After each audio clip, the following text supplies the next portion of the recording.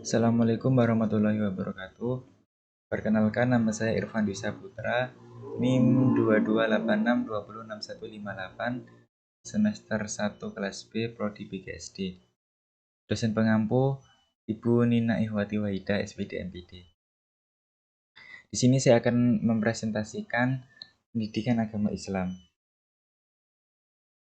Materi yang pertama, konsep agama dan Islam. Sebagai aturan Allah yang diberikan kepada manusia untuk kehidupan yang baik di dunia dan di akhirat, jelaslah bahwa agama sangat erat kaitannya dengan kehidupan manusia. Relasi yang kuat antara agama dan kehidupan manusia tidak berarti bahwa mereka telah mencapai kesepakatan bersama tentang hakikat dan definisi agama.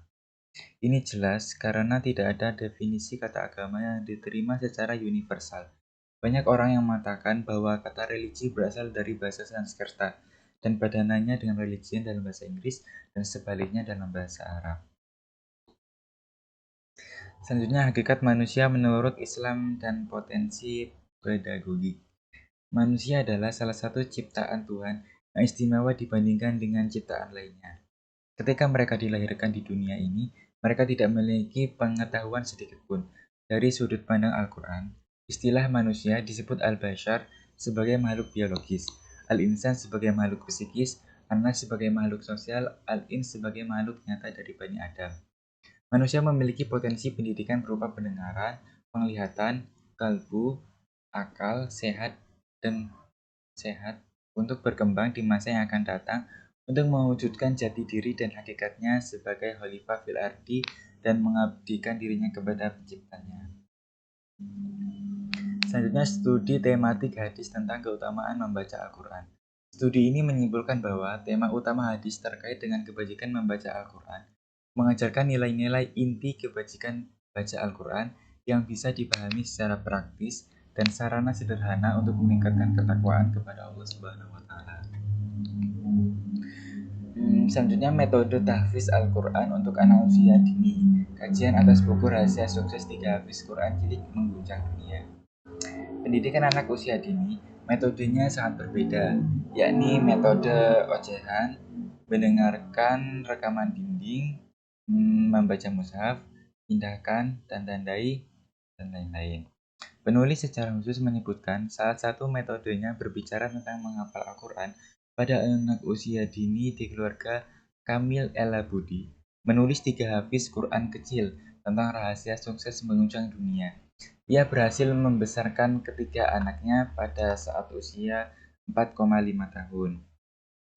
Penulis mengkaji bagaimana Islam dan hadis dan sains berbicara satu sama lain tentang menghafal Al-Quran pada anak usia dini. Selanjutnya, ijma qiyas sebagai sumber hukum Islam. Astagfirullah. Selanjutnya, ijma dan qiyas sebagai sumber hukum ekonomi syariah. Ulama jumhur usul fiqh menjelaskan bahwa ijma adalah prinsip sebagai landasan fundamental mujtahid, mencoba memecahkan masalah jika ada teks yang hilang, menurut Al-Quran dan As-Sunnah. Penelitian ini menggunakan tinjauan literatur untuk menunjukkan bahwa ijma dan qiyas adalah sumber hukum dagang syariah. Selanjutnya, relevansi ijma dan qiyas dalam struktur hukum Islam dan struktur hukum positif di Indonesia.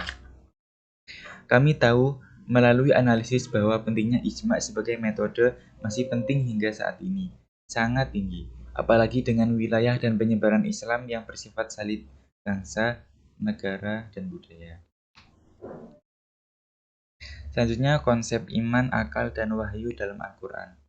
Artikel ini membahas tentang ada nuansa refleksi dalam konsep iman, akal, dan wahyu. Semuanya didorong dan dikembangkan untuk memahami fenomena baik materi maupun imateri.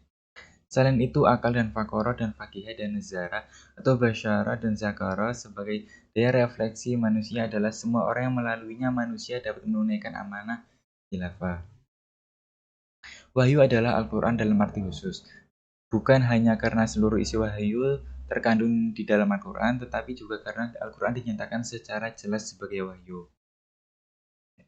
Implementasi pemahaman iman kepada Rasul dalam pembentukan akhlak masyarakat desa Kalikesur menurut Quran Surah Al-An'am ayat 48. Nah, artikel ini mencoba menunjukkan realisasi pemahaman iman Rasul kepada masyarakat desa Kalikesur yang berkaitan dengan akhlak dalam kehidupan sehari-hari.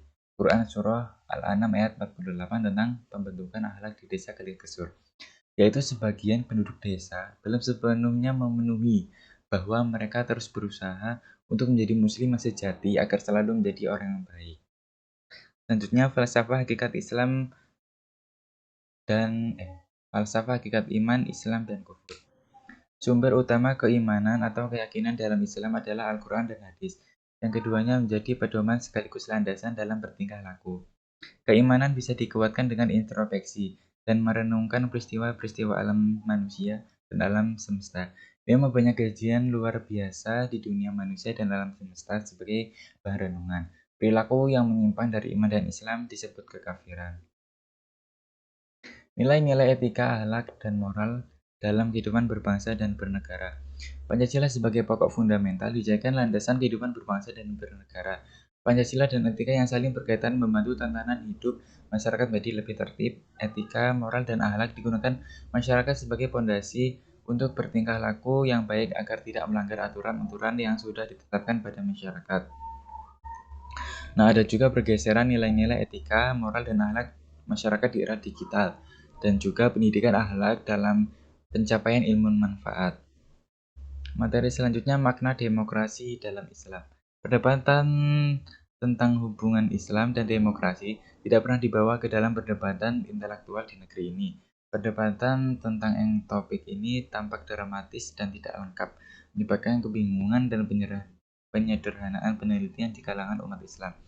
Sampai saat ini, sebagian besar perdebatan cenderung terfokus pada pro dan kontra penerapan atau perumusan hukum Islam. Demokrasi dan hak asasi manusia dalam pandangan Islam juga ada, serta hubungan antara Islam dan demokrasi menguatnya politik identitas ancaman kemanusiaan di Indonesia. Ada juga pendidikan agama Islam di perguruan tinggi. Dr. Haji Nur Hasanah Baktiar, MAG, 2013. Buku ini menyajikan materi-materi yang sesuai dengan silabus pendidikan agama Islam pada perguruan tinggi umum.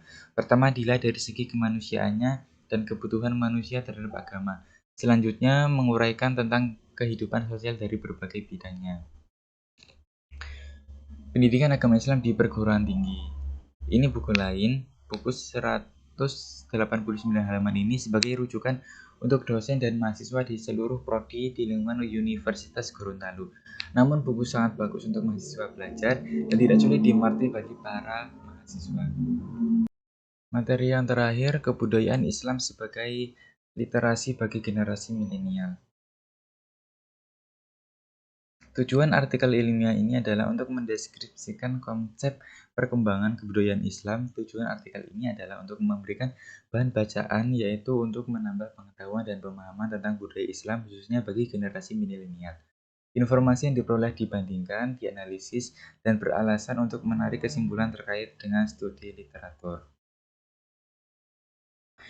Terima kasih, demikianlah presentasi yang dapat saya sampaikan. Kurang lebihnya saya mohon maaf. Kepada Allah saya mohon ampun. Bila taufiq wal hidayah. Wassalamualaikum warahmatullahi wabarakatuh.